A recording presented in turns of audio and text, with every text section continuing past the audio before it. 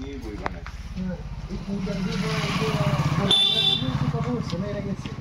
ওনার সাথে তো প্রথমবার মানে অন্য ধরো অন্য জায়গায় না ওনার সাথে মানে ওনারের সাথে প্রথমবার আমি রাহুলকে আজকে থেকে 1 বছরের আগে কন্ট্যাক্ট করলাম, বললাম যে এর আগে যে মিটিং ছিল বলছো আমার হাত দিয়ে আমি উপস্থিত ছিলাম না। তারপরে লন্ডনের একটা ম্যাগাজিনে একটা আর্টিকেলে ইন্টারভিউ এসেছিল আমার, ও বারবার আমাকে ফোন করেছিল আস্তে আমার টাইম ছিল না জানো। আর আমি তখন বড় লোক ছিলাম তো ভয় পেয়ে গেছি বাইরে থেকে, তো কোনোদিন সেখানে আপনার মেনশন করেছি আমি এটাও বলেছি দেখা হয়নি আজকে অবধি, আমি দেখা করতে চাই।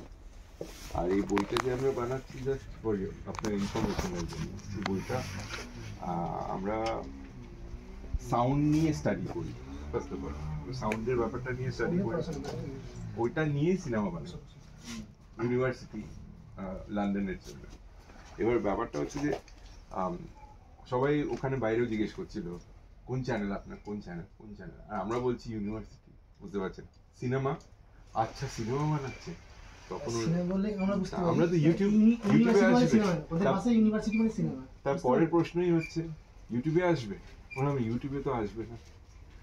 হ্যাঁ সব জায়গায় একই কোশ্চেন আমাকে বলছে তোমাদের কি চ্যানেল নিয়ে চ্যানেল, আমি বললাম আমার চ্যানেলটা যে এনাকে বলুন আমার চ্যানেলটা সাবস্ক্রাইবার বেড়ে যাবে, মেরে দেখতে হবে। হ্যাঁ মানে আমাদের সাইট আছে, আর সাবস্ক্রাইবার বেড়ে যাবে। এটা মুভি মেকার, লিংক করে রিসার্চ ফিচার সাউন্ড সিস্টেম। আমরা এমনি ক্যাজুয়ালি দিবাকর আপনাকে প্রশ্ন করবেন, আপনার যদি কোনো প্রশ্ন এরকম মনে হয় যে বুঝতে পারছেন না কি বলবে, আপনি বলতে পারেন নেক্সট কোয়েশ্চেন, আর এমন কিছু এরকম প্রশ্ন নেই যে আপনি বলতে পারবেন কোনো ভয় কোনো চাপ নেই, একদম নরমাল ভাবে কথা বলুন। হ্যাঁ খবরের চ্যানেলে ইন্টারভিউ হবে না, হ্যাঁ খবরের চ্যানেল না, এটা সাউন্ড নিয়ে আমরা পড়াশোনা করছি, আপনার যত ইনফরমেশন হবে আমার জন্য উপকার হবে আর কি। আরেকটু কে কি আসা যাবে, আরেকটু রাহুল তুমি এখানে বসো। হ্যাঁ তুমি পাশে বসো, না তুমি বসো, আমাকে এইদিকে থাকতে হবে ওকে হেল্প করার জন্য।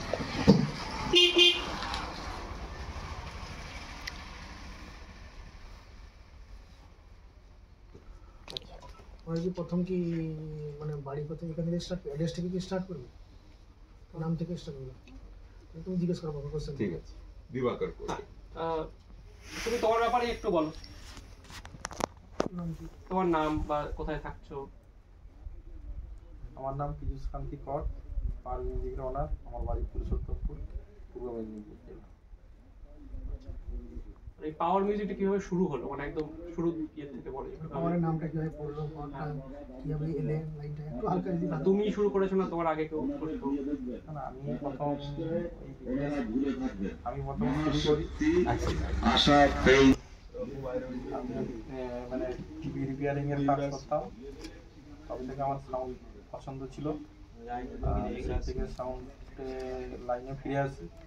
এবার এই যে পাওয়ার মিউজিক প্রথম থেকে নাম দিয়েছিলাম, মেন কারণ হলো কোনো কিছু মানে ইলেকট্রিক পারপাসের জিনিস মানে ইনস্ট্রুমেন্ট চালাতে হলে প্রথমেই আসে, সেই থেকে সাউন্ড যেহেতু এই জন্য পাওয়ার মিউজিক নাম এই থেকে আসে।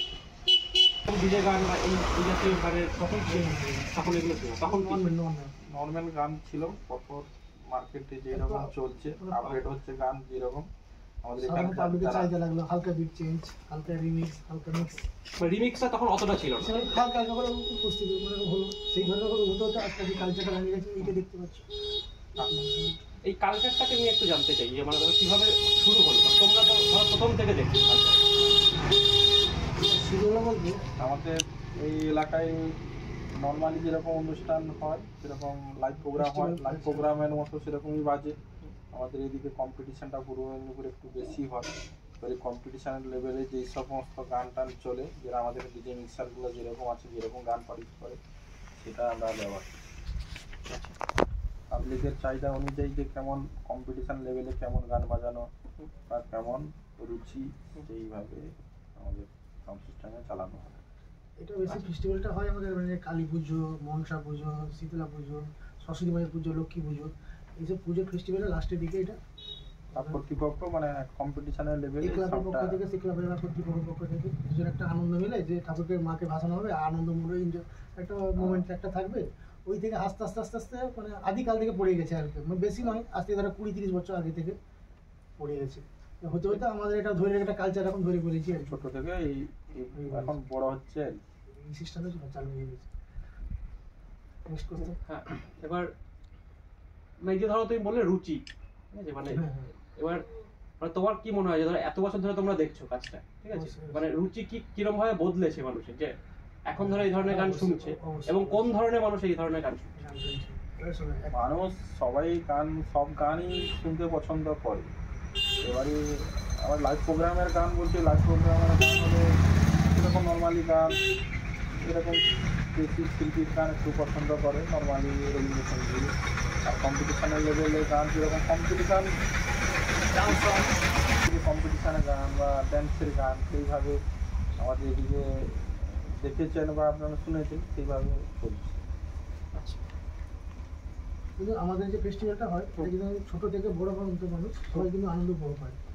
এখানে মানে ভিন্ন কোনো কিছু নেই, সব একসঙ্গে মিক্স করে সব ফেস্টিভ্যাল আনন্দ করা হয়। একটা কোয়েশ্চেন, হ্যাঁ, সো এরকম পূজা পরে তারপর কোনো ফেস্টিভ্যালের পরে এই এই জিনিসটা, আমিও প্রবাসী তো আমাদের ওখানে থাকে, এরকম অর্কেস্ট্রা আসে, ডিজে আসে আর গান গায় লোকেরা এসে।